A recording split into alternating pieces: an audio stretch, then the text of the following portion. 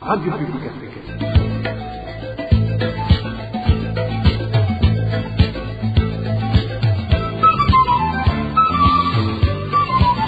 Radio Publique Africaine.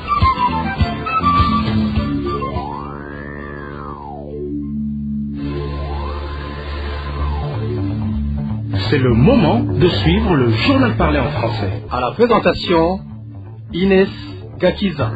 Nous sommes lundi 17 juillet 2023. Merci d'être au rendez-vous de ce journal dont voici le sommaire. Les milliers des prisonniers de Mimba face à une pénurie d'eau potable. Depuis déjà un mois, les prisonniers se débrouillent pour trouver de l'eau à utiliser. Les conséquences de la pénurie du carburant pèsent lourd à la population. Tous les secteurs sont affectés comme vous l'entendrez dans ce journal. Dans ce journal, nous vous parlerons aussi de la pénurie de différents autres produits comme le ciment et les boissons Brarodi. Voilà pour le sommaire. Encore une fois, bonsoir et bienvenue.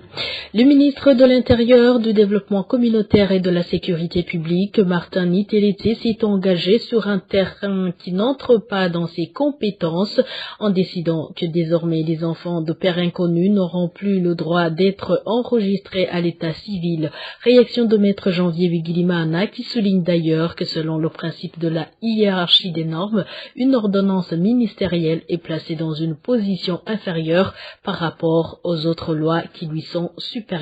Écoutez maître Janvier Wigilimana. La récente décision verbale qui a été annoncée par le ministre de l'Intérieur en vertu de laquelle les enfants qui naissent sans connaître leur père ne devraient pas être enregistrés au niveau de l'état civil, c'est une mesure qui est non seulement illégale ou inconstitutionnelle, mais aussi c'est une mesure, même si elle était écrite, serait en violation d'autres normes juridiques qui lui sont supérieures, à savoir la Constitution, les lois, mais aussi les décrets, sans oublier des textes internationaux qui ont été ratifiés par le Burundi.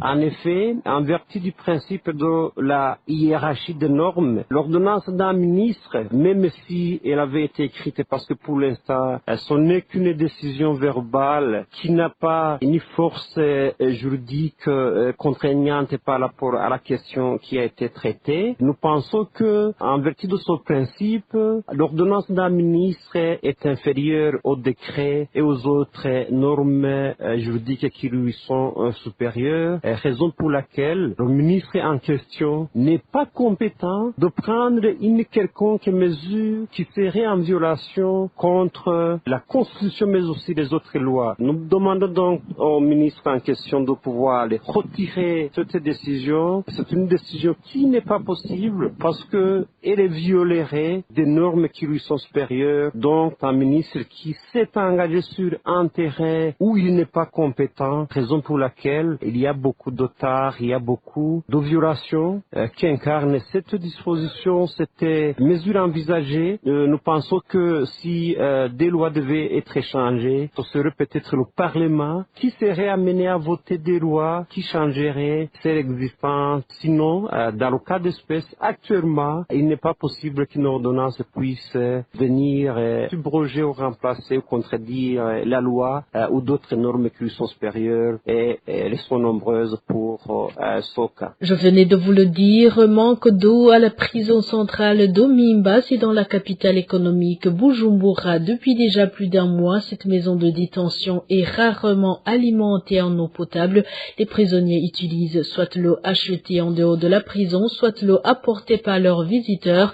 La situation inquiète ces prisonniers qui ne sont pas tous à mesure d'avoir au quotidien l'eau suffisante à utiliser. Les détails avec Émile Nivasumba. Dans la prison centrale de Mimba de Bujumbura, les détenus réclament l'approvisionnement en eau potable en quantité suffisante. Ils indiquent que depuis environ un mois, ils observent la pénurie de l'eau potable, ce qui rend leur vie difficile au sein de la prison.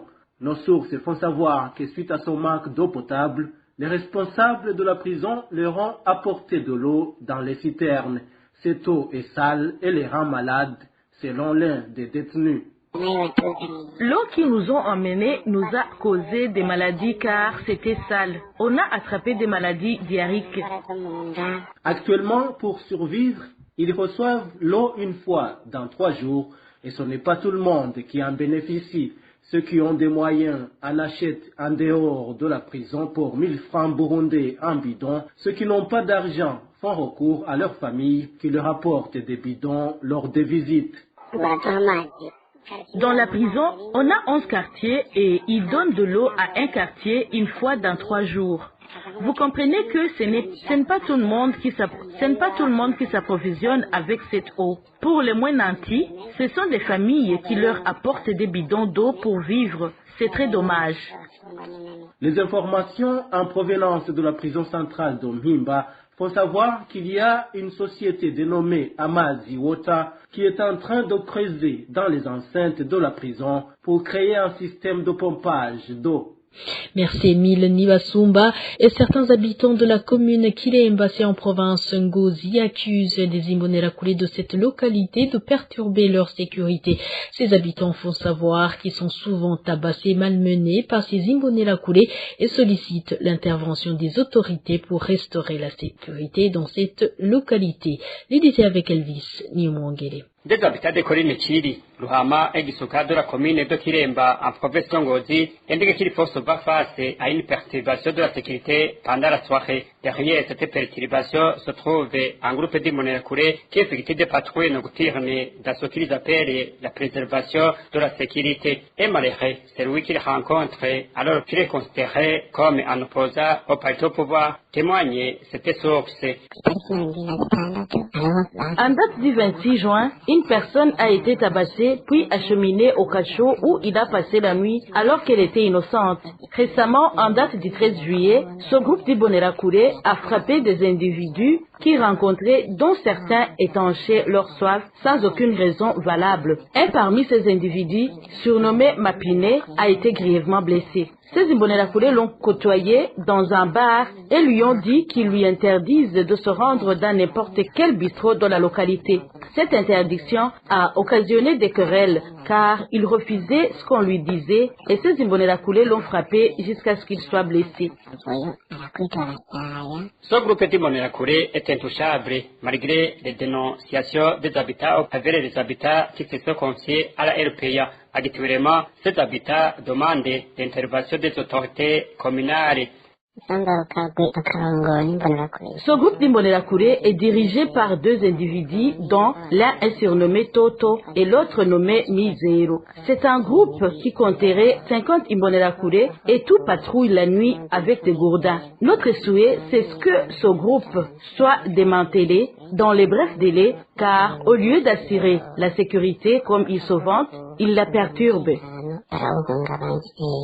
À ce propos, la rédaction de la RPA a essayé de joindre sur le téléphone l'administrateur de Kiremba, Emmanuel Uwizeyimana, pour recueillir sa réaction, mais sans y parvenir.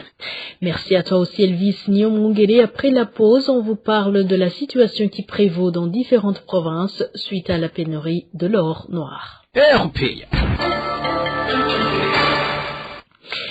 La pénurie de carburant s'aggrave de plus en plus en province Ngozi depuis à peu près 2 semaines. L'essence est rare même au marché noir. 1,5 litre y est actuellement vendu à 25 000 francs burundais. La grande majorité de véhicules utilisant de l'essence sont au parking. Danny Cleridatkova nous en dit plus. Il faut vraiment le dire, la situation s'empire de plus en plus. Vraiment, c'est trop.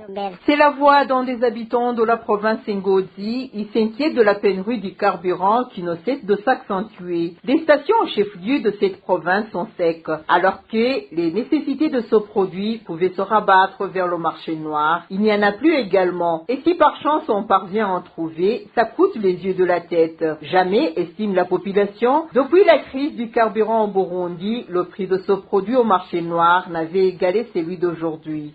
Ça dépasse l'entendement. On est en train d'acheter 1,5 litre et demi à 25 000 francs. Et selon toujours de sources sur place à Ngodi, plus on s'éloigne de la ville de Ngodi, plus le prix augmente. Les stations-service viennent de passer près de 2 semaines sans carburant, comme en témoigne cet habitant. Le carburant est devenu une denrée rare. Il n'est pas trouvable en Ngodi depuis à peu près des semaines. Les stations-service sont à sec, mais le matin, quand je me rendais au service, j'ai vu des véhicules qui faisaient la queue à la station-service chez Califani, mais personne ne sait si la station sera approvisionnée ou non. Pendant ce temps, grand nombre de véhicules et de motos sont dans les parkings. Une situation qui ne va pas sans se répercuter sur le prix de déplacement. Pour la plupart des trajets, les prix se sont multipliés par 5. Les conséquences de cette pénurie de carburant en Ngodi, c'est aussi du côté des prix des denrées alimentaires de première nécessité. Dans une période d'une semaine, une somme d'argent variant entre 400 et 500 a été majorée sous le prix de plusieurs denrées et les tarifs des restaurants ont été aussi doublés. Onésime de Chemagidze. Les habitants de la province d'Ngodi indiquent qu'ils ne savaient pas à quel sens se vouer à cause des prix des produits alimentaires qui ne cessent de grimper. Notre source fait savoir que ces derniers jours, un montant estimé à 400 francs a été augmenté sur 1 kg de prix des produits alimentaires. 1 kilo d'écolocase qui s'achetait à 1100 francs burundais coûte 1700 francs dans les boutiques. Les pommes de terre dans les boutiques s'achètent à 1600 francs le kilogramme, alors que dans ces derniers jours, le prix d'un kilogramme variait entre 1100 francs et 1200 francs burundais, indépendamment de leur qualité. Le riz localement cultivé, communément appelé Kigori, qui coûtait 2800, sa dernière qualité se vend à 3100 francs par le kilo. Mis à part la hausse de ces denrées dans des boutiques, notre source affirme que dans les restaurants, le prix d'une assiette d'aliments est passé du simple au double. Là, j'ai cité quelques produits. Même pour les autres, les prix ont également augmenté. Dans les restaurants, une assiette qu'on achetait à 1000 francs coûte actuellement 2000 francs. Dans cette province d'Ngodi, les habitants font savoir que la hausse de ces produits alimentaires est engendrée en première position par la pénurie du carburant et la mesure interdisant le déplacement des produits agricoles d'une province à l'autre sans l'autorisation des administratifs. Les conséquences de la pénurie du carburant sont également signalées en province Bururi. Aujourd'hui, il arrive que des gens qui se déplacent pour participer dans des fêtes loin de chez eux soient bloqués là où ils sont allés suite au manque de bus. Cela leur cause d'énormes pertes car non seulement leurs activités quotidiennes sont interrompues, mais aussi ils dépensent de l'argent non prévu là où ils sont bloqués. Écoutez le témoignage de 7 habitants de la commune Vianda en province Bururi. La pénurie du carburant est devenue en casse-tête. On n'a même pas de commentaires à faire là-dessus. Moi, je suis natif de la commune de Vianda en province de Bururi. Je suis venu à Bujumbura pour participer dans une fête, mais j'ai essayé depuis samedi dernier de trouver un bus pour retourner chez moi, mais sans parvenir. Lorsqu'on demande aux conducteurs de minibus qui font ce trajet, ils font savoir qu'ils ont suspendu de monter suite au manque de carburant. Le peu qu'ils parviennent à acheter, ils préfèrent l'utiliser ici à mairie de Bujumbura.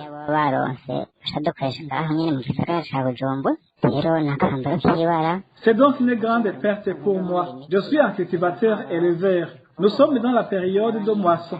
Beaucoup de gens sont en train de récolter le haricot, mais voilà là où je suis. C'est dommage. Le bétail va manquer de l'herbe, surtout en cette période où on doit fournir beaucoup d'efforts pour trouver de quoi nourrir nos troupeaux. Ceux qui étaient avec moi ont décidé de faire des escales. Ils sont arrêtés à Rumongue, mais ils ont manqué de bus pour monter à Bururi. Ceux qui en ont trouvé ont payé entre 10 000 et 15 000 francs burundais, alors que le prix de ticket était à 5 000. Les autres ont passé la nuit au parking. C'est très pénible, mon cher ami. Nous sommes trop fatigués. Nous demandons à notre gouvernement de trouver une solution durable à ce problème. Et avant de clore, on vous parle des autres produits qui manquent au pays. La capitale politique du Burundi fait face depuis un certain temps à la pénurie des boissons rares ou d'ici à l'instar des Fanta qui sont quasi introuvables dans cette province. Une situation qui met mal à l'aise la population puisque cette boisson est la plus utile dans différentes cérémonies. À la place, on sert de l'eau aux invités. Eric Nyonzima. Il s'observe depuis un peu plus de 2 mois en province de Gitega un manque criant de limonade produit par la Bralodi, la Fanta et la Coca-Cola. Ainsi, seuls très peu de bistrons vendent encore ces produits. Cela se passe ainsi au moment où, auparavant, les limonades s'obtenaient tant bien que mal. Donc, il se pourrait qu'aujourd'hui, tel type de limonade s'obtenait au détriment d'un autre et demain, tel type de limonade s'obtenait en faveur d'un autre, ainsi de suite. La situation se présente ainsi alors que pas mal de gens de Gitega avaient déjà pris l'habitude de servir des limonades lors des réceptions comme celle d'après l'enterrement et des levées de deuil partielles et définitives. Le prix d'une Fanta ou d'un Coca-Cola était de 800 d'abord et ensuite 1000 francs. Quand la pénurie de limonades commençait à se faire remarquer, certains gens les ont remplacés par les jus importés de la Tanzanie. Ces jus coûtaient 1000 francs la bouteille tout au plus. Mais actuellement, il coûte 1300 et plus. Cela étant maintenant plus d'un fort recours à l'eau minérale emballée dans des bouteilles plastiques de 500 litres dont le prix varie de 600 à 800 fois seulement. Seuls plus nantis servent encore des jus dans des réceptions. C'est pour cela donc qu'il déjà demande à la Bralodi de produire beaucoup de limonade pour satisfaire la demande. Il lui demande aussi de faire autant pour d'autres boissons. Les prix préférés tels Amstel 65 litres et Primon 72 litres qui, elles aussi, s'obtiennent très irrégulièrement. Et de Gitega retour en Ngodi pour clore cette édition. Ngodi manque également le ciment. Les habitants de cette province indiquent que même le peu disponible est vendu à un prix exorbitant car les commerçants ne respectent pas les prix officiels. La population de Ngodi demande aux administratifs de suivre de près cette situation. Marie-Ange Ilakodé. La province de Ngodi connaît un manque criant de ciment. Les habitants de cette province qui en a besoin indiquent qu'ils viennent de passer toute une année de carence de ce produit.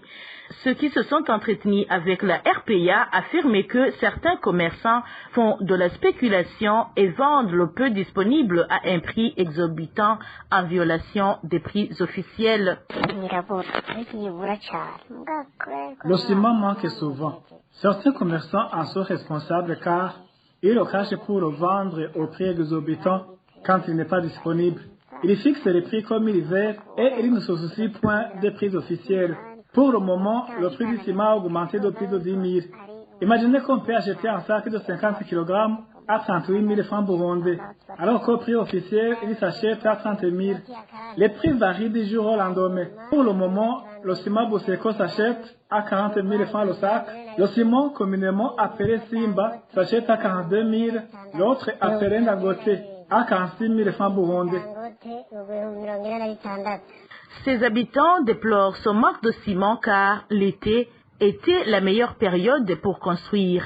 Ils regrettent qu'ils ne soient plus à mesure de réaliser leurs projets. Nous sommes dans une période d'été.